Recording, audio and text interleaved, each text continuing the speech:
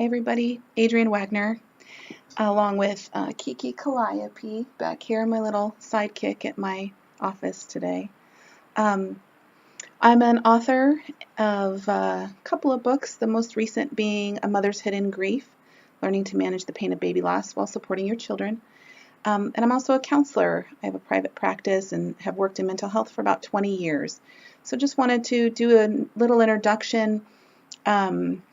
My plan is to start recording videos that are all about grief, a series that talks about different aspects of grief, different ways to deal with grief. And my intention here really is to, soothe, inspire, and offer support to people who are grieving or who have grieved or are maybe going to be grieving, to give them some support in that. You can also find my services on my website, and I'll go over that a little bit later. But first, just wanted to give you my story and why I do what I do. I have worked, like I said, in mental health for quite a while, but about 15 years ago, in February, my husband and I got pregnant with our first daughter, and she had a genetic condition that we did not know about. So, the pregnancy seemed to be going along great. And then right at about 32 weeks, I just went into labor and they couldn't stop it and they didn't know why it was happening. They couldn't tell me anything about it. And our daughter Mara was born almost at 5 pounds. And she was just a little blessing, but, she couldn't breathe on her own. She had to be on life support. And ultimately, they said that she wouldn't survive because she had underdeveloped lungs and cysts on her kidneys.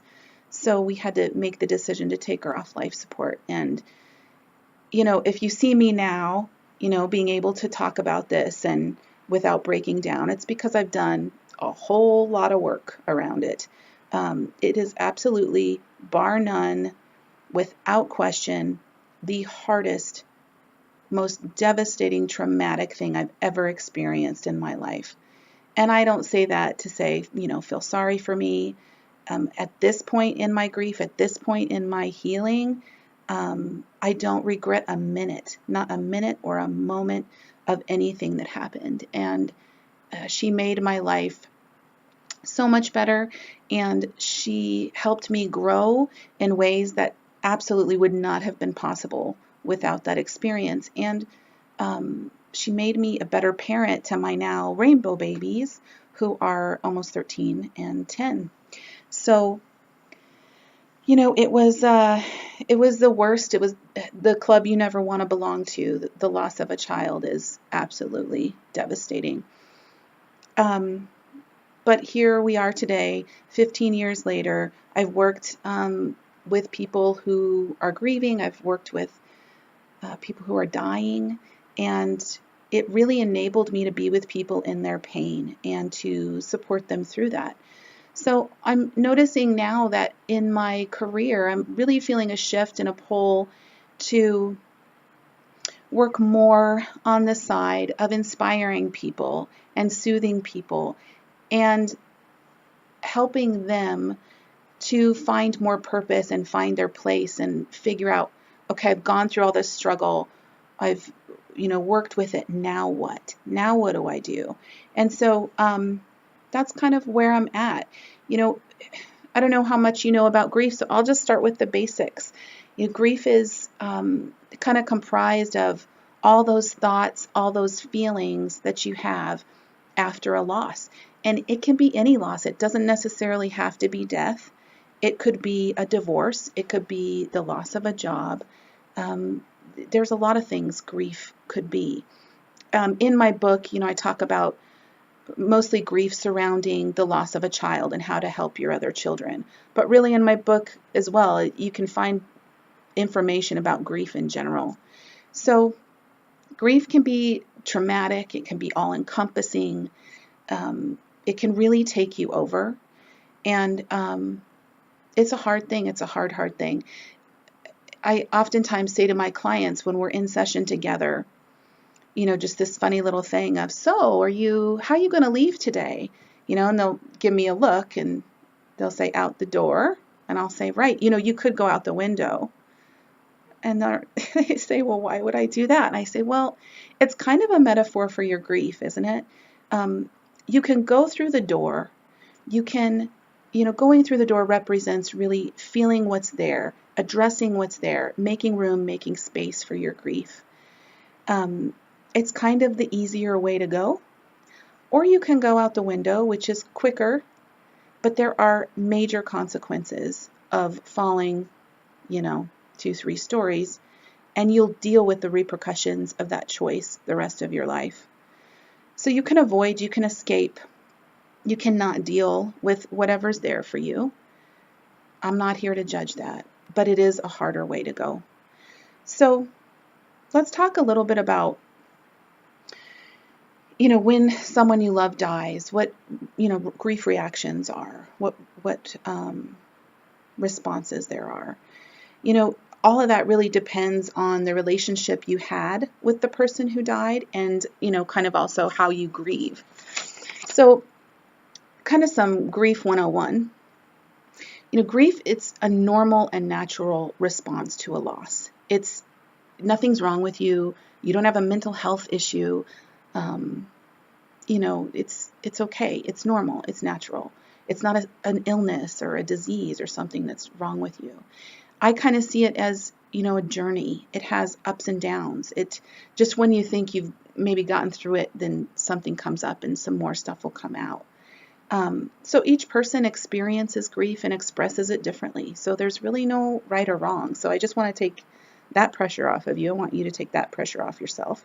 Because grief really does affect us in so many ways. It affects us physically, emotionally, cognitively or mentally, even socially and spiritually. So we're affected in all domains of our life, and it can be really overwhelming. And, I want to just say at the get-go that grief is not something that you get over. You hear that you just need to get over it. You need to get on with your life. And I say to that, I call BS. Like, it's not possible to just get over it. Anytime we go through an experience, it becomes part of who we are. So it is something you can get through. It's something you can learn to live with, for sure. But it's not something you just get over. Life doesn't work that way. So different grief responses. It really depends on the loss. So, for example, there's anticipatory grief. That's when you start to grieve before a person has died or before the loss. It means that the actual loss hasn't happened yet. So you can imagine if someone you love is dying of cancer, or you're pregnant and you know that your baby has a fatal condition, you will start to experience anticipatory loss. It's, hoping for a miracle, grief and sadness, but also not really, having things sink in for you. There's also complex and complicated grief, and this usually occurs with multiple losses, so more than one loss, and also multifaceted losses. So if you have more than one loss, like maybe a death and a divorce, it'll become complicated. Your grief can become really complicated. Also with a traumatic loss, complicated, complex grief is usually a factor for people. Traumatic loss, especially, anytime you lose a baby, you lose a child, that's a traumatic loss. There's also disenfranchised grief, and that's really when someone's culture, society, family system, people that you're around really minimize the loss that you've had, the experience. So some examples of disenfranchised grief are people that have miscarriages. People will say, well, God needed another angel, or something must have been wrong with the baby, or you can have more children. That's an example of disenfranchised grief. It really minimizes instead of validating a person's loss. So if you're one of those people and you're seeing that there's a bunch of people in your life that are disenfranchised, you're feeling disenfranchised because they're minimizing your loss, share this video with him. You don't have to say anything other than I'm here for you. I'm sorry this is hard. Let me give you a hug. That's it. We don't have to explain away our discomfort with other people's loss. It's really not helpful at all. Where was I? So, another an example of disenfranchised grief is with a stigmatized death, like suicide, overdoses, or even dementia. People say, well, your mom's still alive. Well, yeah, but she has dementia. She doesn't recognize me. That's an example of someone minimizing your grief and you feeling disenfranchised. There's also delayed grief. These are when symptoms and reactions aren't really experienced until much later. So it's like a process of consciously or even unconsciously avoiding the reality of the loss for long periods. And I've actually seen this in my work with spouses. So the woman who has lost the baby, a lot of time the spouse is so focused on trying to help the mother that they will back burner or set aside their own grief, and they'll have a delayed grief response. A lot of times, in general, not always, but men will experience grief more in the second year. It has just been my experience. I can't say that for everybody, but that's just what I've seen.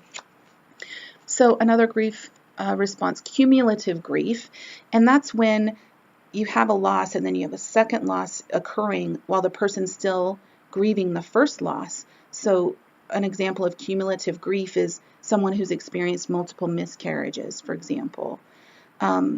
So these are kind of, what people go through, and just wanted to give you more information on that. And just remember that grief is a tricky thing. There's really no beginning or end. There's no one way or right way to do it. It's more of a journey. It's an individual journey. But what I want to say to you is that you will move your way through it. You will. And it's going to be okay, even if it's not right now. You will process those thoughts and feelings. You're going to reconcile the loss. And some people call this the stage of acceptance, which I talk about stages in their bunk in my other video. But you will kind of take that inner experience of grief and the outer reality and kind of integrate, and they will become congruent, if that makes sense. You're going to integrate your experience and your struggle with your personal growth and with life as you know it. So it's not that you're saying it's okay what happened, it's that you're just moving through it and integrating it, reconciling it. So I'm going to end there. I want to try to keep my videos relatively short. But if you need some help or extra support, again, feel free to go to my website. It's www.adriannewagner.com. There's a page called Work with Adrianne. You can schedule a free clarity call for 30 minutes, or you can even apply to my program. And also follow me on Facebook and Instagram. And until next time, Kiki and I say goodbye.